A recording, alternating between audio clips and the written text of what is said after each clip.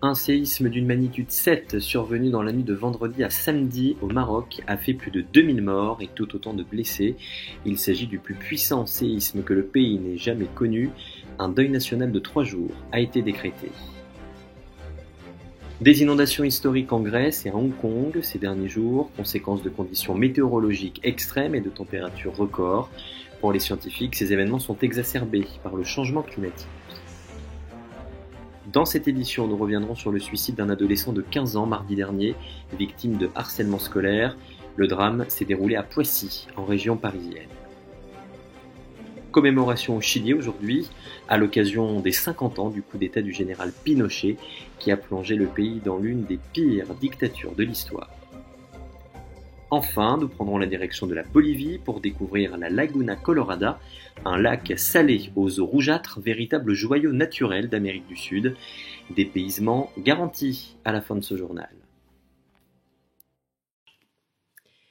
Bonjour à tous, soyez les bienvenus dans ce nouveau numéro du Flot de l'Info.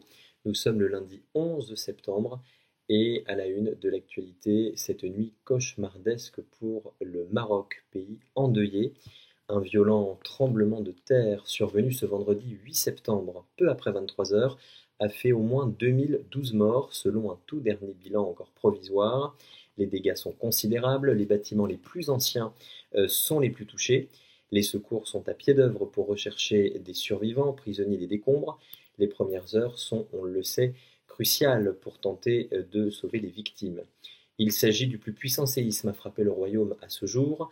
Le Centre national pour la recherche scientifique et technique, basé à Rabat, la capitale, a déclaré que ce séisme était d'une magnitude de 7,2 sur l'échelle de Richter et que son épicentre se situait dans la province d'Alaouz, au sud-ouest de Marrakech. Des secousses ont d'ailleurs été ressenties dans les villes de Marrakech, Rabat et Casablanca. Le Maroc tout entier vit dans l'angoisse d'une possible réplique d'aussi grande ampleur. L'aide internationale a été d'ailleurs sollicitée. Après des incendies dévastateurs ayant duré plusieurs semaines, la Grèce est à présent frappée par des inondations dramatiques. Les fortes pluies qui se sont abattues de mardi à jeudi en Thessalie, au centre du pays, ont fait au moins 10 morts, selon le dernier bilan des autorités. 2 femmes octogénaires et un homme de 69 ans ont été retrouvés morts ce week-end, alors que l'évacuation par les pompiers et l'armée de centaines d'habitants bloqués se poursuit. Il s'agit d'une catastrophe naturelle inédite, a déclaré le Premier ministre. Au moins 4 personnes sont portées disparues, surtout dans les départements de Magnésie et de Karditsa en Thessalie. Nous sommes à 300 km au nord d'Athènes. Les habitants craignent désormais de voir augmenter le nombre de victimes. Inondation tout aussi dévastatrice en Asie. Le centre financier de Hong Kong a été frappé vendredi dernier par les pires précipitations jamais enregistrées depuis le début des relevés en 1884, provoquant des inondations et d'importantes perturbations dans les transports, moins d'une semaine après le passage d'un super typhon. De son côté, la métropole chinoise de Shenzhen, limitrophe de Hong Kong, touchée depuis jeudi par des pluies torrentielles les plus importantes jamais enregistrées depuis 1952, est complètement sous les eaux. Les autorités ont annoncé la fermeture des écoles en raison des conditions extrêmes, ainsi que certains services de douane à la frontière entre Hong Kong et Shenzhen. Cette mégapole compte plus de 17 millions d'habitants, elle est le siège de nombreuses entreprises technologiques. Pour l'heure, aucune victime n'est à déplorer. La région a connu des conditions météorologiques extrêmes et des températures records cet été, des événements qui, selon les scientifiques, sont exacerbés par le changement climatique. Direction l'Inde à présent, la ville de New Delhi a accueilli samedi et dimanche les dirigeants des 19 principales économies mondiales et l'Union européenne. En l'absence des dirigeants russes et chinois, Vladimir Poutine et Xi Jinping. Changement climatique, guerre en Ukraine, système financier mondial, les sujets au menu de ce sommet ont été l'occasion de discussions houleuses. Mais surtout, cet événement a été l'occasion pour l'Inde, désormais 5e puissance économique mondiale, devant le Royaume-Uni, de briller sur la scène internationale.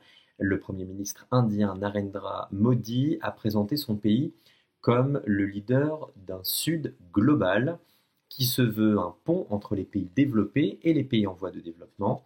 Il fait ainsi pression pour que le bloc s'élargisse pour devenir ainsi le G21 en intégrant l'Union africaine en tant que membre permanent. Narendra Modi a tenté également de convaincre ses homologues étrangers de réformer les institutions multilatérales telles que l'ONU en y donnant davantage de poids aux pays en développement. L'Inde justement est devenue depuis la fin avril le pays le plus peuplé du monde avec 1,417 milliard d'habitants contre 1,412 milliard pour la Chine. Le sous-continent compte plus d'habitants que l'Europe entière. Si le taux de fécondité des Indiennes a baissé de façon significative depuis 30 ans, il reste très supérieur à celui des Chinoises. L'Inde pourrait compter 2 fois plus d'habitants que la Chine en fin de siècle, selon les projections onusiennes. L'Organisation internationale prévoit même que la Chine repassera sous le milliard d'habitants en 2079, c'est-à-dire dans un peu plus d'un demi-siècle. Au Mali, 49 civils et 15 militaires ont été tués dans 2 attaques menées ce jeudi 8 septembre par des insurgés islamistes contre un camp militaire et un bateau de transport fluvial de passagers dans le nord-est du pays. De nombreux blessés sont à déplorer. Les assaillants ont pris pour cible une embarcation permettant aux civils de relier les villes de Gao et Mopti à travers les plaines inondées lors de la saison des pluies. Ils ont aussi attaqué un camp militaire se trouvant dans la région de Gao. Ces 2 attaques ont été revendiquées par le groupe de soutien à l'islam et aux musulmans, une alliance djihadiste affiliée à Al-Qaïda. Avec un IDH de 0,428, le Mali, rappelons-le, est l'un des pays les plus pauvres de la planète. En France, un terrible drame à Poissy, dans les Yvelines, en région parisienne. Un adolescent âgé de 15 ans a été retrouvé mort, pendu au barreau de son lit, mardi 5 septembre. Les premiers éléments de l'enquête ont permis aux policiers d'apprendre que le garçon et son père s'étaient rendus au commissariat de Poissy ces derniers mois pour signaler le harcèlement scolaire dont était victime le jeune adolescent. 2 élèves de son établissement scolaire précédent, le lycée Adrienne Bolland, s'en seraient régulièrement pris à lui infligeant des brimades et des injures répétées au cours de l'année scolaire 2022-2023. C'est en tout cas ce qu'a souligné le ministre de l'Éducation nationale, Gabriel Attal, mercredi soir. Malgré plusieurs rendez-vous dont un avec les élèves mis en cause, les parents du garçon ont dénoncé dans un courrier en avril dernier l'absence de mesures prises face à cette situation de harcèlement. Depuis, l'enfant avait changé d'établissement, il était inscrit dans un lycée parisien. On ignore si le harcèlement avait perduré, ce qui aurait expliqué son geste dramatique de mardi soir. Les enquêteurs ont saisi son téléphone ainsi que du matériel informatique. Le harcèlement scolaire fait chaque année de nombreuses victimes parmi les adolescents en France. On estime qu'1 élève sur 10 en serait victime au cours de sa scolarité. Rappelons que si vous êtes victime de harcèlement, composez le numéro d'appel d'urgence gratuit, le 3020, et pour les cas de cyberharcèlement, le 3018.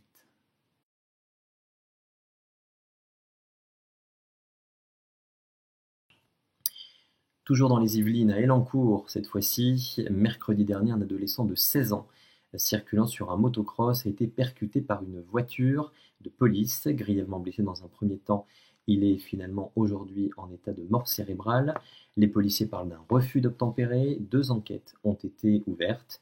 Un escadron de gendarmes mobiles a été envoyé à Elancourt pour prévenir d'éventuels troubles à l'ordre public dans cette ville de 25 000 habitants. Les autorités ont encore en tête les émeutes après la mort du jeune Naël, tué par un policier lors d'un contrôle routier. C'était le 27 juin dernier. Les Américains honorent ce lundi 11 septembre 2023 la mémoire des près de 3000 personnes tuées lors des pires attentats de l'histoire qui avaient profondément traumatisé leur pays il y a 22 ans.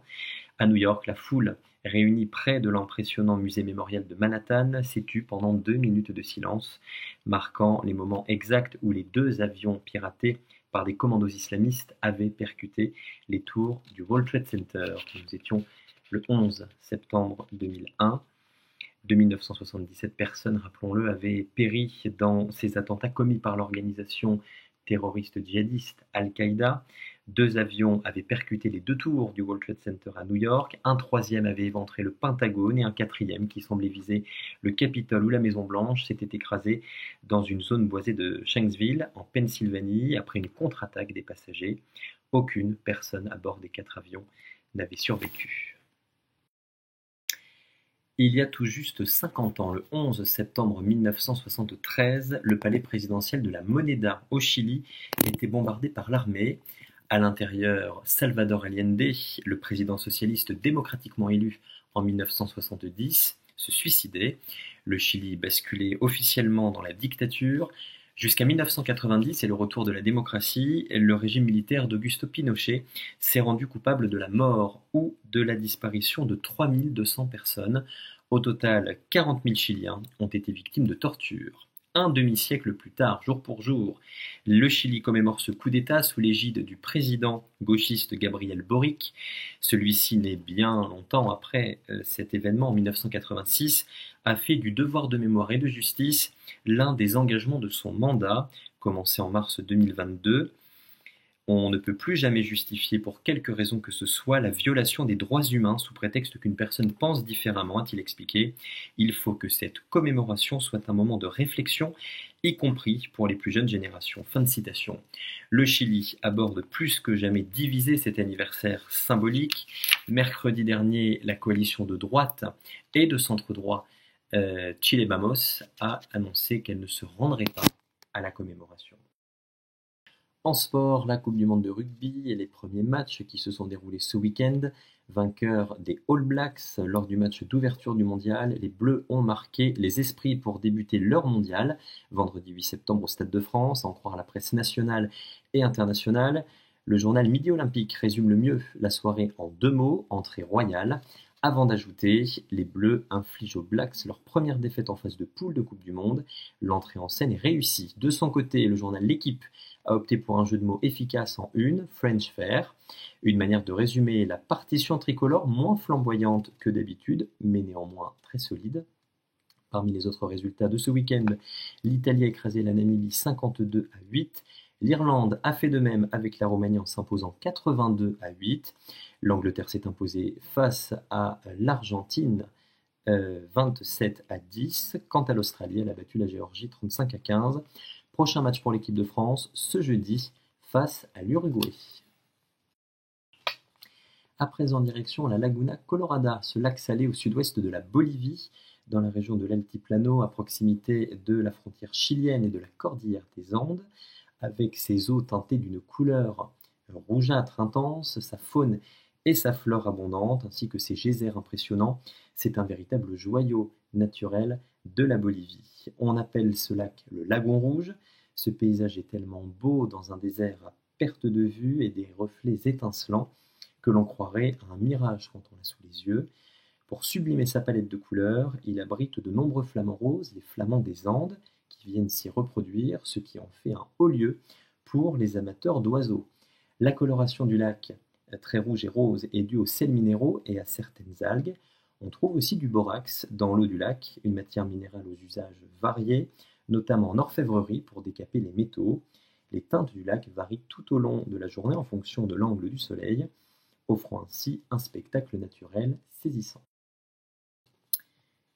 Un mot enfin de l'exposition du Titanic qui se tient actuellement à la porte de Versailles à Paris jusqu'au 1er octobre. Plus d'un siècle après le naufrage de ce qui était à l'époque le plus grand navire au monde jamais construit, Paris rend hommage à cette tragédie qui résonne encore aujourd'hui dans la mémoire collective. Cette exposition est axée sur les récits marquants d'hommes et de femmes à bord du paquebot, la présentation de plus de 260 reliques et la reconstitution des cabines et des lieux emblématiques du navire retrace la vraie histoire de ce terrible naufrage qui fit plus de 1500 morts dans la nuit du 14 au 15 avril 1912. Fin de ce journal, merci de l'avoir suivi. N'oubliez pas le week-end prochain les Journées européennes du patrimoine. Nous on se quitte en musique avec un extrait du nouvel album d'Oshi. 2 ans après Étoile Flippante, la chanteuse est de retour avec un 4e album, Cœur Parapluie. Un premier single, Mauvais Rêve, avait déjà été dévoilé en avril dernier sur les réseaux sociaux de la chanteuse. Présenté comme complètement décomplexé et avant-gardiste, ce nouveau disque permet à l'interprète de Tamarinière d'aborder des thèmes sensibles comme le cyberharcèlement et l'homophobie dont elle a été victime. Le titre que nous avons choisi de vous passer aujourd'hui s'intitule « Ne saute pas ». Dans ce duo avec le chanteur Calogero, elle évoque ses pensées suicidaires. Je vous souhaite une très bonne semaine, à bientôt. Ne saute pas, te gâche pas, retiens-toi.